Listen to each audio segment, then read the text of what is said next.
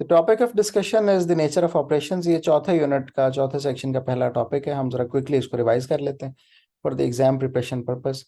Operations management किसे कहते हैं? ऑपरेशंस मैनेजमेंट दरअसल उस प्लानिंग और ऑर्गेनाइजिंग रिसोर्सेज का नाम है जिसमें हम production of goods and services को कैरी करते हैं।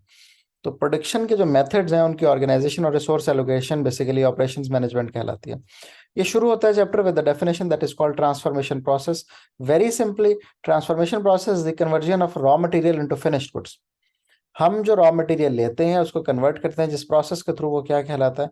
ट्रांसफॉर्मेशन प्रोसेस कहलाता है। ट्रांसफॉर्मेशन प्रोसेस में चारों एफओपीज यूज करते हैं, land, labour, capital, entrepreneur, enterprise, ये यूज होते हैं और इसी की मदद से बनता है। अब हमारे पास कैपिटल कौन सी तरह का होता है इस सारे प्रोसेस के लिए? हमारे पास फाइनेंशियल कैपिटल होता है जो फंड्स और मनी होते हैं। हमारे पास फिजिकल कैपिटल होता है, मशीनरी, बिल्डिंग्स, टूल्स वगैरह। और हमारे पास इंटेलेक्चुअल कैपिटल होता है जो कि तीन तरह का होता है। Intellectual capital is three type. सबसे पहले ह्यूमन कैपिटल, ये वो स्किल्स हैं जो आपके पास है। उसके बाद रिलेशनल कैपिटल, ये वो रिलेशनशिप्स हैं जो ओवर द इयर्स बिजनेस ने डेवलप किए with the supplier, with the customers and all that. और फिर स्ट्रक्चरल कैपिटल है, ये वो इन्फॉर्मेशन है जो बिजनेस ने ऑब्टेन की ओवर द इयर्स। और इस इंफॉर्मेशन बिजनेस के पास इसलिए क्योंकि उसको पता है कि सबसे सस्ता रॉ मटेरियल कहाँ से मिलता है, या जो मोस्ट पेइंग कस्टमर्स हैं वो कहाँ पे मौजूद हैं। ये ओवर द इयर्स उसने मार्केट रिसर्च की होती है और इससे उसने ऑब्टेन किया होता है। किसी भी बिजनेस के पास इंटेलेक्चुअल कैपिटल की बहुत ज़्यादा इंपॉर्टेंस होती है क्योंकि बिजनेस को कंपैरेटिव एडवांटेज देता है। इसकी वजह से यूनिक सेलिंग पॉइंट्स क्रिएट होते हैं। जितनी लेबर स्किल्ड होगी उतनी ज़्यादा वो नए नए आइडियाज जनरेट करेगी और बिजनेस में यूनिक सेलिंग पॉइंट्स होंगे और इसकी वजह से ब्रांड इमेज बिजनेस का बनता है। बिजनेस अपने इंटेलेक्चुअल कैपिटल्स को कैसे बढ़ा सकता है? बिजनेस वर्कर्स को ट्रेन कर सकता है, रिक्रूट कर सकता है एक्सटर्नल एम्प्लॉयज जो कि ज़्यादा स्किल्ड हो। बिजनेस पेटेंट्स और कॉपीराइट्स ले सकता है, वो भी इंटेलेक्चुअल कैपिटल का काम करता है। और बिजनेस इसके अलावा relationship with the suppliers improve कर सकता है, relationship with the customers improve कर सकता है। यहाँ पे कुछ कॉन्सेप्ट्स हैं। सबसे पहला कॉन्सेप्ट तो ये कि आउटपुट किसे कहते हैं? ये वो फाइनल प्रोडक्ट है जो आप बनाएंगे, टोटल प्रोडक्शन है आपकी। लेकिन इंपॉर्टेंट कॉन्सेप्ट जो हम यहाँ पे जिसको समझना है वो एफिशिएंसी और इफेक्टिवनेस है। देखिए, दो तरह के बिजनेस हैं, या वो इफेक्टिव हो सकते हैं या वो एफिशिएंट हो सकते हैं। इट्स नॉट नेसेसरी कि एफिशिएंट बिजनेस इफेक्टिव हो और इफेक्टिव एफिशिएंट हो। इफेक्टिव वो बिजनेस है जो लोगों की, जो कस्टमर्स की डिमांड पूरी करता है, what ever the cost is being incurred. और एफिशिएंट वो बिजनेस है जो चीज़ों को सस्ता बनाता है, जो जो कॉस्ट बेनिफिट लेता है। टोयोटा करोला एफिशिएंट बिजनेस है, रोल्स रॉयस इफेक्टिव बिजनेस है। रोल्स रॉयस कभी भी सस्ती गाड़ी बनाने की कोशिश नहीं करेगा, और टोयोटा करोला अगर सस्ती नहीं बनाएगा तो होंडा जो है वो उसको मार्केट में कम्पीट फिर नहीं करने देगा। तो ये दो तरह के बिजनेस हैं, टोयोटा एफिशिएंट और जो रोल्स रॉयस है वो इफेक्टिव। एक और कॉन्सेप्ट प्रोडक्टिविटी है। प्रोडक्टिविटी ये है कि in the given time labour ने कितनी चीजें बनाई। प्रोडक्टिविटी का फार्मूला है total output divide by number of employees. कोई भी बिजनेस अपनी प्रोडक्टिविटी कैसे इंप्रूव कर सकता है? लेबर को ट्रेनिंग देके इंप्रूव कर सकता है, टेक्नोलॉजी में इन्वेस्टमेंट करके इंप्रूव कर सकता है, एम्प्लॉयज को मोटिवेट करके इंप्रूव कर सकता है। लीन प्रोडक्शन मेथड्स A2 में हम पढ़ते हैं बहुत डिटेल के साथ। वेस्टेज रिड्यूस करके, काइजन यूज करके फॉर एग्जांपल बिजनेस अपनी जो प्रोडक्शन है, अपनी प्रोडक्टिविटी है उसे बढ़ा सकता है। दो तरह की प्रोडक्शन टेक्निक्स हम यूज करते हैं, एक को हम कैपिटल इंटेंसिव कहते हैं और एक को लेबर इंटेंसिव। कैपिटल इंटेंसिव वो है जिसमें ज्यादा यूज मशीनरी होती है as compare to the labour. उसके फायदे हैं कि हम कॉन्टिन्यूस प्रोडक्शन कर सकते हैं, मशीन थकती नहीं है, आराम नहीं करती, रेस्ट पे नहीं जाती, सिक लीव नहीं मांगती, मशीन तो काम करती रहेगी। और फिर स्टैंडर्डाइज चीजें बनती हैं, कंसिस्टेंट क्वालिटी होती है। मशीन पे अगर आपने स्केल बनाते हो 12 इंचेस का स्केल का कट लगा दिया तो हर स्केल 12 इंचेस का ही होगा।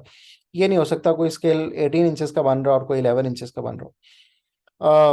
वेस्टेजेस कम हो जाती हैं, आउटपुट पर और बढ़ जाता है, लेकिन नुकसान ये है कि इनिशियली बहुत ज़्यादा कॉस्ट आपको पे करनी पड़ती है। और फिर कस्टमाइजेशन इसमें नहीं कर सकते, जो स्टैंडर्डाइज चीज़ें हैं बस वही बनेंगी। मशीन ब्रेक डाउन होगी तो सारा प्रोडक्शन प्रोसेस रुक जाएगा। दूसरा लेबर इंटेंसिव है, that uses more labour as compare to the capital. तो उसके फायदे ही हैं कि कस्टमाइज प्रोडक्ट बहुत ज़्यादा बन सकती है, एक्सपेंसिव नहीं है, चेंजेस जितनी भी करना चाहे कंज्यूमर रिस्पॉन्सिव टू चेंज होती है। लेकिन इसका नुकसान ये है कि इसमें इकोनॉमीज ऑफ स्केल नहीं मिल सकती क्योंकि आप बहुत ज़्यादा चीज़ें नहीं बना रहे होते। इसमें डीमोटिवेटेड वर्कफोर्स है, चांसेस ऑफ एरर बहुत ज़्यादा है, इनकंसिस्टेंट क्वालिटी है। तो ये कैपिटल इंटेंसिव के साथ प्रॉब्लम है। उसके बाद है प्रोडक्शन टाइप्स के हमारे पास कौन कौन सी प्रोडक्शन मेथड्स हैं। सबसे पहला जो प्रोडक्शन मेथड है वो कहलाता है जॉब प्रोडक्शन।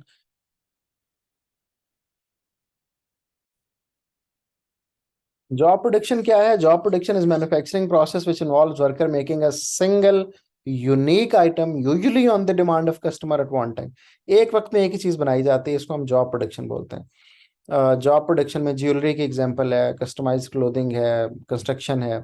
फायदे इसके क्या हैं? इसमें हाई क्वालिटी फिनिश्ड गुड्स बनती हैं, फिर आप बहुत ज़्यादा प्राइस चार्ज कर सकते हैं, that makes you highly profitable. Flexibility इसमें बहुत ज़्यादा है, जॉब सेटिस्फेक्शन है बहुत ज़्यादा एम्प्लॉयज़ के लिए, क्योंकि वो डिफरेंट डिफरेंट काम कर रहे होते हैं, लेकिन एक्सपेंसिव है बहुत ज़्यादा, टाइम कंज्यूमिंग है बहुत ज़्यादा, और इसमें कोई इकोनॉमीज ऑफ स्केल नहीं मिलती क्योंकि आप एक वक्त में एक ही चीज़ बना रहे होते हैं। दूसरा जो प्रोडक्शन मेथड है वो बैच प्रोडक्शन।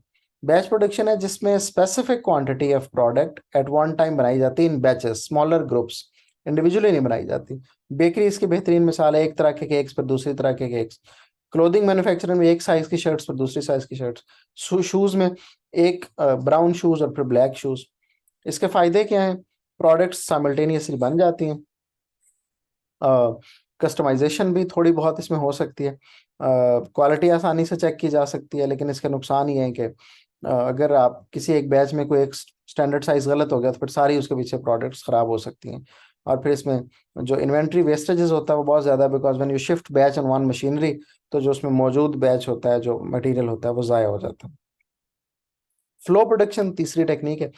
फ्लो प्रोडक्शन है जिसमें कॉन्टिन्यूसली एक ही प्रोडक्ट बनाई जाती है, अनइंटरप्टेड होती है और बल्क में उसकी प्रोडक्शन की जाती है।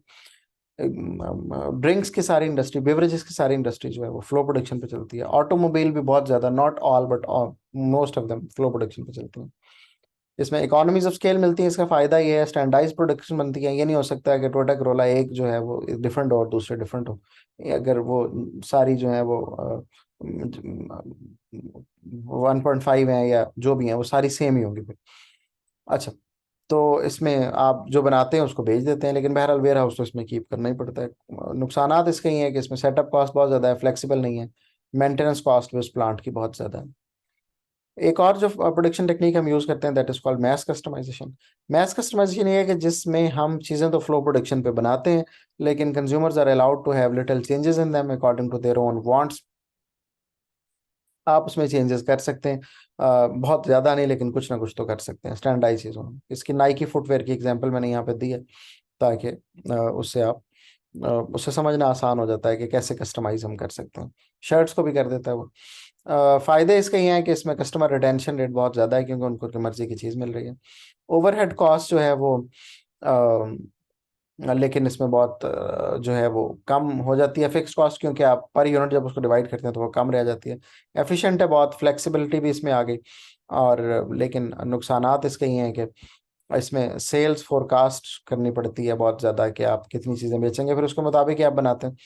और फिक्स्ड कॉस्ट रिलेटिवली बढ़ ही सकती है क्योंकि मेंटेनेंस बहुत ज़्यादा आपको पे करनी पड़ती है, और सप्लाई चेन की कॉम्प्लेक्सिटी भी इसमें ज़्यादा है, टाइम भी बहुत ज्यादा लगता है। एक सवाल हमें बहुत रैपिडली आता है, 5 नंबर का, 8 नंबर का। कौन सा वो है जो किस किस बेस पर डिसाइड करेंगे कि which production method to be used? तो it depends on the size of market, amount of capital available, availability of labour, type of market demand. ये वो चीजें हैं। मतलब आप एक कैंडी बनाने वाला, बिल्कुल उसका प्रोडक्शन स्टाइल डिफरेंट होगा एज कम्पेयर टू दी गाड़ियों वाला। और इसी तरह जिसकी डिमांड मार्केट में डिफरेंट होगी, उसका भी स्टाइल ऑफ जो मैन्युफैक्चरिंग होगा फर्क होगा। तो this was the introduction of the 4.1।